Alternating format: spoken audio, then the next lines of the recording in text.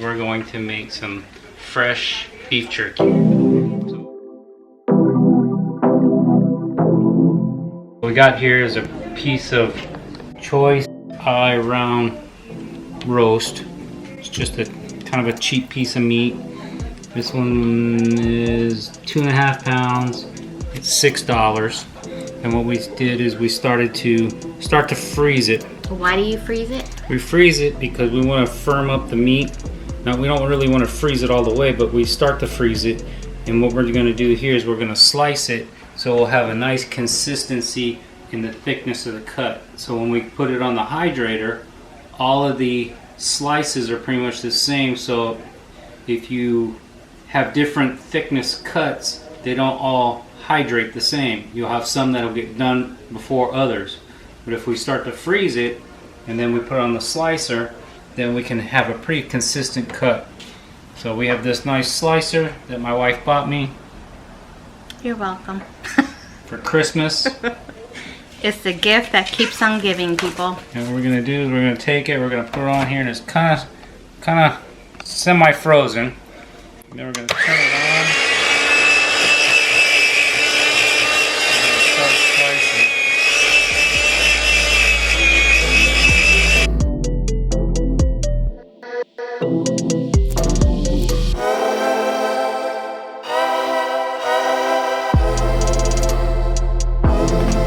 Take a look at it. So the slices are pretty consistent. They're about an 1/8 inch. So when we put it on the hydrator, once we put it on the hydrator and we start to hydrate it and make the beef jerky, they'll all pretty much finish all at the same time. Versus if you have different thicknesses, then some you got to pull out early, some get overcooked, some get undercooked. Some are still kind of raw. So that's what we're doing right now.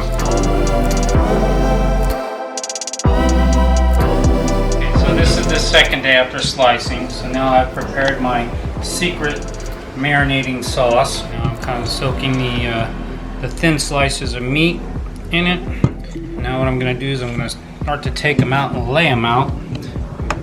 Because what we're doing today is we're going to do a nice peppery jerky. I'm going to put down some wax paper so I don't mess up the counter. We got Star Wars in the background, which is appropriately fitting. So I'm just going to take some nice granular black pepper. Cake it on.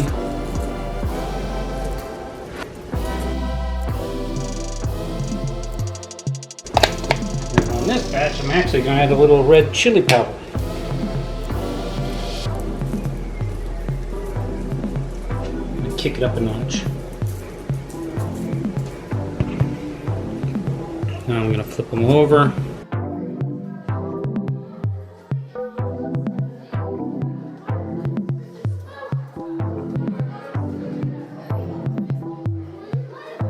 Same thing on the other side.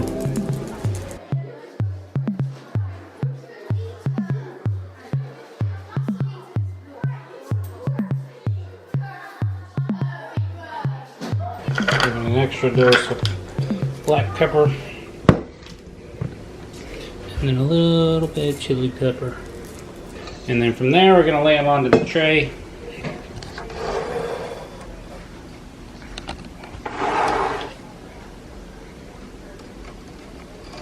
This is a Nesco food hydrator and jerky maker.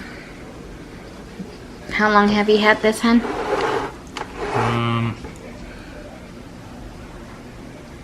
Do you like it? Oh yeah. I don't remember what you bought for me for Christmas.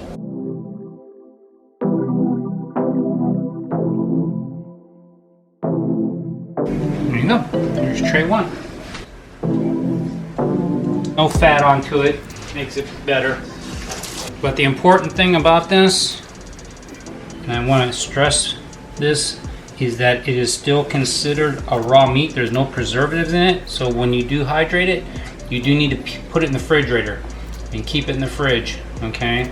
It's not like normal beef jerky where you can leave it in the bag in your knapsack. This stuff, when you're making pure beef jerky, it can go bad on you. I usually keep mine in the refrigerator. I mean, I put it in my lunchbox when I go to work, which is okay. But I mean, if you're gonna try to keep it for days on end, you wanna put it in the refrigerator. It's stored in a Ziploc bag, but it's not like the beef jerky you can buy in the store, which has got a lot of preservatives in it, and it's okay to put in a pantry. Yeah, exactly. You can store it in your closet for days on end. This ain't when you're making fresh beef jerky, you can't do that because there's nothing to keep it from rotting. It's still meat, even though it's hydrated, it still can go bad on you. And this one, we're just gonna do pepper. It smells good. Looks good. How many years have you been making jerky now, hon? When did you buy me the hydrator? That long. Notice both of us don't even know. I've been like, what, 5 years?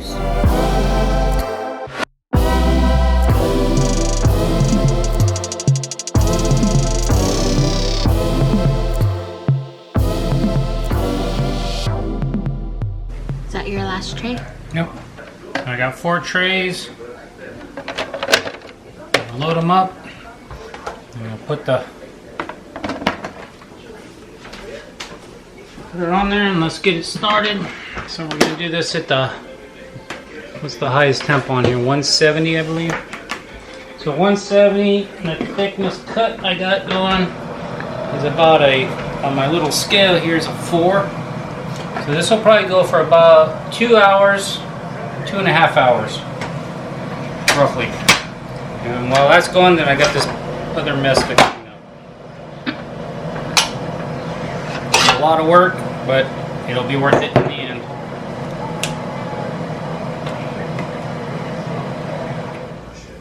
Okay, we just finished the first batch, and what you want it to be where it kind of pulls, and you see the little white, so it's not too where it breaks.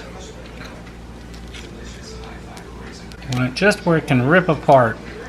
If it breaks, then it's overdone. You want it a little bit where it's got that nice tug to it. I think I got a piece in here where it breaks. And that was a little bit of a thin cut. You just want it where it kind of pulls apart. It's got that nice tug to it. That's when you know it's nice and good.